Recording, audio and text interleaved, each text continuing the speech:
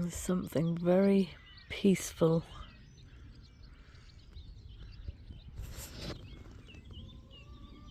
and tranquil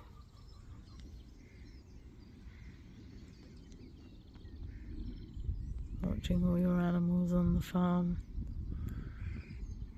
and looking at the views.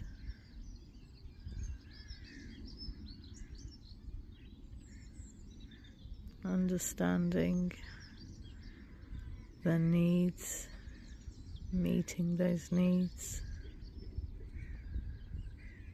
their loyalty, their love and affection that they have for you.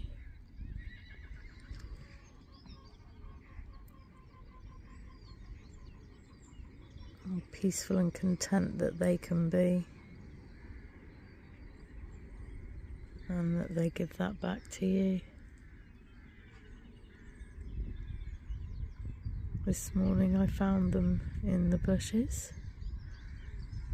I asked them to come back nicely.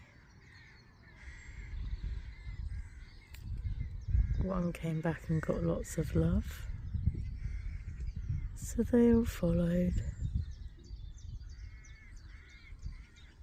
And now they're just all chilling out, having a snooze, chewing the cud.